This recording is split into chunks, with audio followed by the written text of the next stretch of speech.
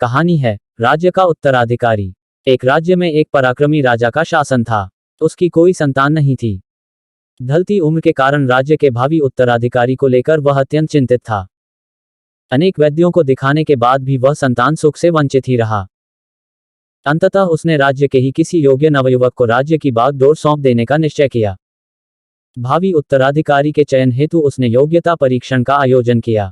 इस हेतु एक शानदार महल का निर्माण करवाया गया। महल के दरवाजे पर गणित का एक समीकरण अंकित कर पूरे राज्य में घोषणा कर दी गई कि राज्य के सभी नवयुवक महल का दरवाजा खोलने आमंत्रित हैं। दरवाजे पर अंकित समीकरण हल कर दरवाजा खोलें। जो दरवाजा खोलने में सफल होगा उसे महल उपहार स्वरूप प्रदान किया ही जाएगा और साथ ही राज्य का उत्तराधिकारी भी घोषित कर दिया जाएगा। घोषणा के दिन से ही उस नवनिर्मित महल में नवयुवकों का तांता लग गया। सुबह से लेकर शाम तक नवयुवक वहां आते और दरवाजे पर अंकित गणित के समीकरण को हल करने का प्रयास करते। किंतु आश्चर्य की बात थी कि कोई भी उसे हल नहीं कर पा रहा था। कई उसे लिखकर या याद करके जाते और घर पर उसका हल निकालने का हर संभव का प्रयास करते, किंतु फिर भी असफल रहते। कई दिन बीत गए। राज्य के बड़े से बड़े गणितज्ञ भी उस समीकरण का हल निकाल पाने में असमर्थ रहे।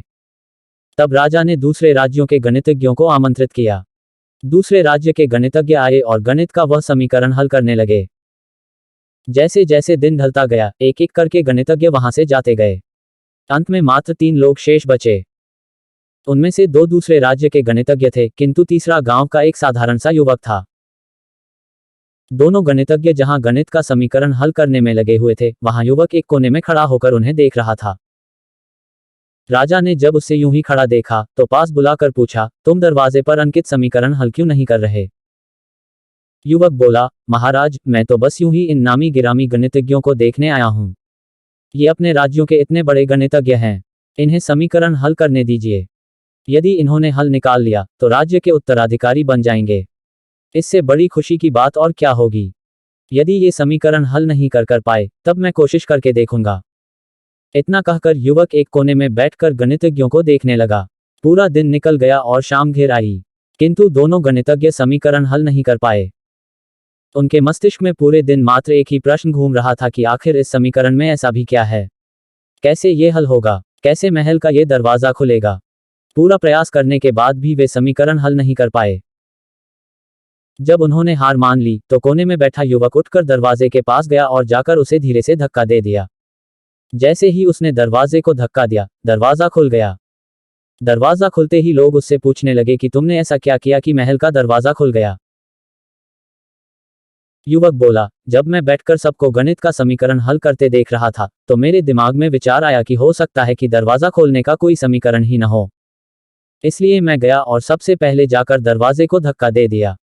दरवाजा खुल गया। दरवाजे खोलने का कोई समीकरण था ही नहीं। उसका उत्तर वहां उपस्थित राजा ने भी सुना और बहुत प्रसन्न हुआ। उसने युवक को वह महल भी दिया गया और राज्य का भावी उत्तराधिकारी भी घोषित किया।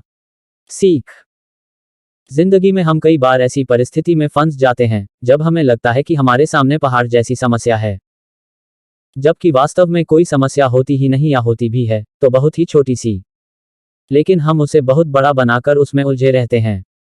बाद में उस समस्या का समाधान अपने आप ही निकल जाता है या फिर थोड़े से प्रयास के बाद। तब हमें एहसास होता है कि इतनी सी समस्या के लिए हमने कितना समय बर्बाद कर दिया। समस्या सामने आने पर विचलित न हो, शांति से सोचें और फिर समाधान करने का प्रयास करें। आशा करता हूं कि कहानी पसंद आई होगी तो लाइक करें और ऐसे ही मोटिवेशनल वीडियो देखने के लिए हमारे चैनल को सब्सक्राइब करें। धन्यवाद।